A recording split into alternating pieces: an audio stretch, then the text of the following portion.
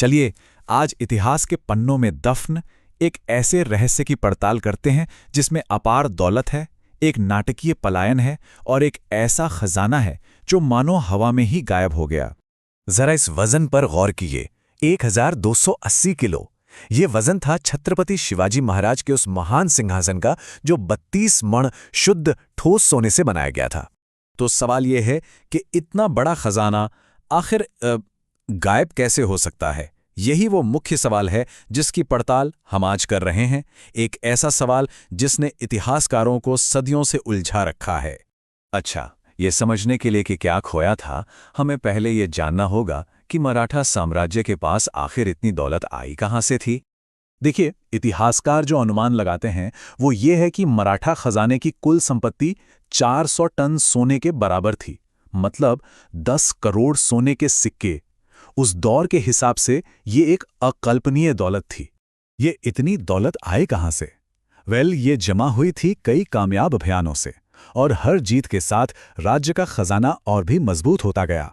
सूरत, बहादुरगढ़ और बुरहानपुर जैसे बड़े अभियानों से तो करोड़ों स्वर्ण मुद्राएं खजाने में आईं। लेकिन कहानी सिर्फ बड़े अभियानों की नहीं है। तोड़ना किले पर सोने से भरे 7 बड़े घड़े मिले, जालना और अहमदनगर जैसे शहरों से लूट हुई, खजाना लगातार बढ़ता गया।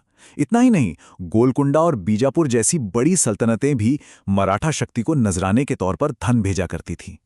तो अब असली सवाल पर आते हैं। जब इतना सारा धन रायगढ़ किले में जमा था, तो 1689 की मुगल घेराबंदी के बाद आखिर उसका हुआ क्या?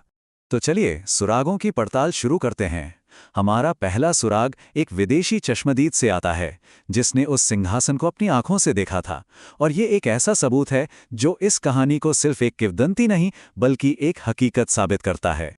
और ये सबूत इतना दिलचस्प इसलिए है क्योंकि ये किसी और का नहीं बल्कि एक विदेशी दूत का आंखों देखा हाल है, जो ये साबित करता है कि यह सिंहासन कोई कल्पना नहीं था। 1674 में राज्याभिषेक के समय मौजूद अंग्रेज दूत हेनरी ऑक्सेंडन ने खुद लिखा था, यह सिंहासन अद्भुत और भव्य था। ठीक है, अब आते हैं दूसरे सुराग पर, और ये है किले से शाही परिवार के निकलने के हालात।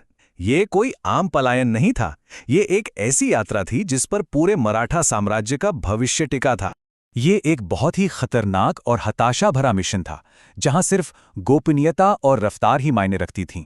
महारानी येसुबाई ने स्वराज की लौ को बचाने के लिए एक बहुत कड़ा फैसला लिया। छत्रपति राजाराम महाराज को किले से निकलना ही होगा, और उन्हें एक आम इंसान के भेष में एक टोकरी में बिठाकर एक गुप्त दरवाजे से खड़ी चट्टान से नीचे उतारा गया। अब जरा खुद सोचिए, क्या ऐसे जानलेवा हालात में भागते वक्त 1280 किलो का सिंहासन साथ ले जाना मुमकिन था? बिल्कुल नहीं। छत्रपति राजाराम महाराज अपने साथ स्वराज्य का विचार लेकर निकले थे, टनों सोना नहीं।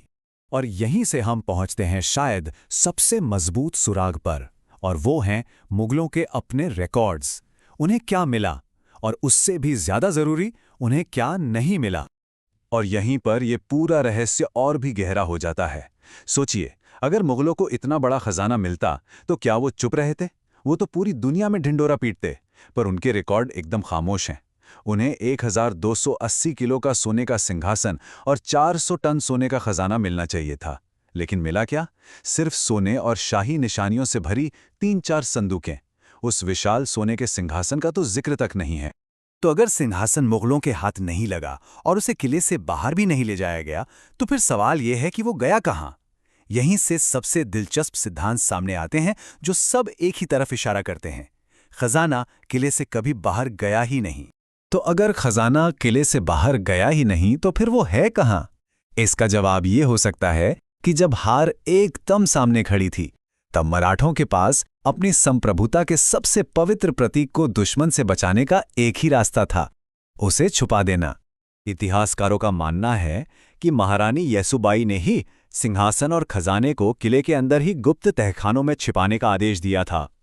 इन संभावित जगहों में शामिल हैं रायगढ़ की गुप्त सुरंगें, रत्नशाला यानी शाही खजाने के पास कोई अनजाना गुप्त कमरा, या फिर मुख्य महल के ठीक नीचे बना कोई विशाल तहखाना।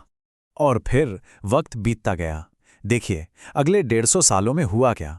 1689 में किला मुगलों के पास गया। 44 साल बाद 1733 में मराठों ने इसे वापस तो जीत लिया, लेकिन तब तक इस रहस्य को जानने वाले हमेशा के लिए खामोश हो चुके थे। फिर 1818 में किला अंग्रेजों के पास चला गया और वक्त की धूल के नीचे खजाने का राज हमेशा के लिए दफन हो गया। तो सोने का सिंहासन तो एक रहस्य है, लेकिन ये पूरी कहानी हमें एक बहुत बड़ी सच्चाई की तरफ ले जाती है कि मराठों के लिए असली खजाना क्या था। सोना भले ही इतिहास में कहीं गुम हो गया, पर यह जानना भी जरूरी है कि औरंगजेब ने जब छत्रपति संभाजी महाराज को पकड़ा तो इस खजाने का राज उगलवाने की बहुत कोशिश की, लेकिन वो नाकाम रहा। उन्होंने अपनी जान दे दी पर राज नहीं खोला। लेकिन असली खजाना बचा लिया गया। सोने के सिंहासन से ज्यादा जरूरी था छत्रपति राजाराम महाराज का बचना, और ये एक बहुत ही सोचा समझा फैसला था। स्वराज्य मतलब खुद का राज, अपनी आजादी का आदर्श। असल में यही वो सच्चा खजाना था जिसे छत्रपति राजाराम महाराज रायगढ़ किले से अपने साथ लेकर निकले थे। क्योंकि सोना तो दोबारा बनाया जा सकता है, पर आजादी एक बार चली जाए तो सब कुछ खत्म हो जाता है। उस सिंहासन का मान और मराठा साम्राज्य का इतिहास आज भी करोड़ों लोगों के दिलों में जिंदा है, और यही हमारा असली खजाना है। उस सिंहासन की विरासत उसके सोने में नहीं, बल्कि आजादी की उस अमर भावना में है जिसका वो प्रतीक था। तो ये सवाल आज भी हमारे सामने है, क्या वो सोने का सिंहासन आज भी रायगढ़ की मिट्टी के नीचे कहीं दबा हुआ है और अपने खोजे जाने के सही वक्त का इंतजार कर रहा है?